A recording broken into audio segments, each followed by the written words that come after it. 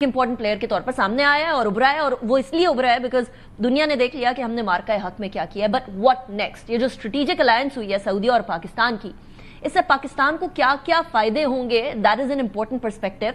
और सब यही सवाल पूछ रहे हैं कि चलिए सऊदी अरब को तो एक ताकतवर फौज मिल गई उनको डिफेंड करने के लिए, पाकिस्तान को क्या मिला? जरा इसके ऊपर भी डेल्व करते हैं। सेनेटर मुशाहिद हुसैन सईद साहब हमारे साथ मौजूद हैं, किसी तारुफ के मोहताज नहीं है, पाकिस्तान चाइना इंस्टीट्यूट के सरबराह हैं, नॉट जस्ट दैट साबिक इंफॉर्मेशन मिनिस्टर भी रह चुके हैं। बहुत शुक्रिया हुसैन साहब for joining me in the programme, it's a pleasure having you.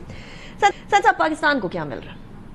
देखें जी, सबसे बड़ी इंपॉर्टेंट बात होती है कि योर रिकग्निशन एज अ की player in the most strategic part of the world.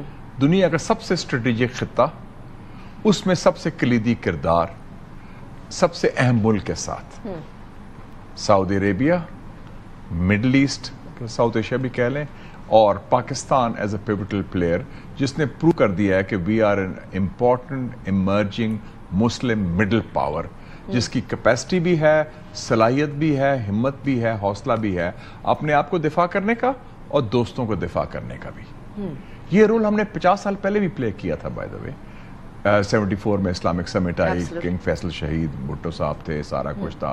73 Arab Israeli war में हमने हिस्सा लिया, सीरियन एयरफोर्स का सारा किया। तो वी हैव बीन, बट फिर हम अफगानिस्तान के चक्कर में फंस गए, इधर ही sucked in our own region. लेकिन अब हमारा एक ब्रॉडर पर्सपेक्टिव है, और इस वक्त एक और बड़ी इंपॉर्टेंट बात है, कॉन्टेक्स्ट जो है कि 5 की कैपिटल्स में पाकिस्तान का इंग्रेस भी है, इम्पैक्ट भी है, असर भी है, इज्जत भी है और एक्सेस भी है। ये 5 की कैपिटल्स कौन सी? Riyadh, Tehran, Beijing, Moscow, Washington DC.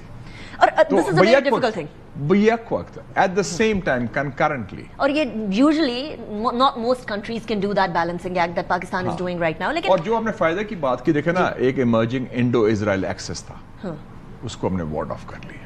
हो गया वार्ड ऑफ, आपको लगता है? क्योंकि इंडिया की तरफ से तो स्टेटमेंट्स आ रही हैं उनकी, जो बढ़िया आ रही है, तो we're not going to stop it because of this। उन्होंने देखा ना, प्लान था पहले, हिंदुस्तान ने पाकिस्तान पर हमला किया इजराइल की आशीर्वाद के साथ, इजराइल ने हमला किया ईरान पर इंडिया की आशीर्वाद के साथ, और फिर आपने देखा कि ये कतर का भी इशू हुआ, जेनोसाइड भी जारी है।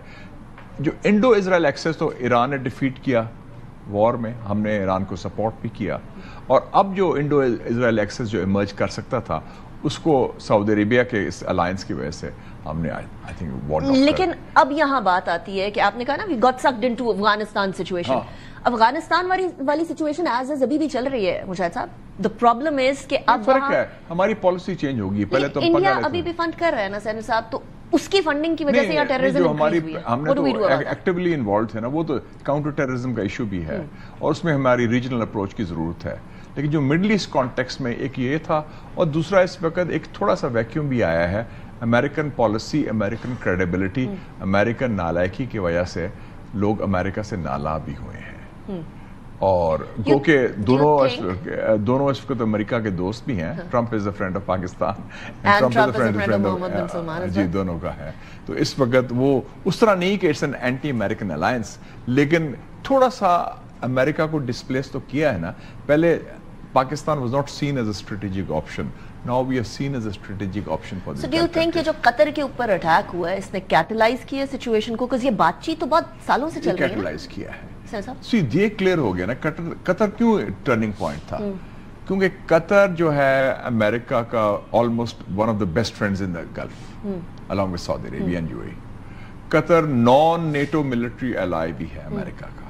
Qatar is hosting the largest American base in the Muslim world, Al Udeid, जो सेंटकॉम का रीजनल कमांड है। तो Qatar was almost no go area for Israel, की जरूरत नहीं हो सकती किसी कतर पर। और Qatar was hosting the talks between CIA, Mossad and Hamas. उधर जाके हमला करना एक रेड लाइन क्रॉस हो गई। कतर पर हो सकता है तो कहीं पे भी हो सकता है, फिर तो कहीं भी हो सकता है। तो फिर कहीं पे भी ये इंप्रेशन आ गया तो क्या कहीं के मतलब है सऊदी अरेबिया पर हो सकता है, यूएई पे हो सकता है, yes, it can be anywhere. तो फिर हम ये समझें, ये ईरान तो नहीं है ना, ये तो, या ये लेबनान तो नहीं है, और ये यमन तो नहीं है ना, ये सीरिया तो नहीं है। And so this was red line cross. और उसमें ज़ाहिर हमले में امریکہ نے تو نہیں روکا قطر کو نا. امریکہ نے تو 10 منٹ بعد بتایا.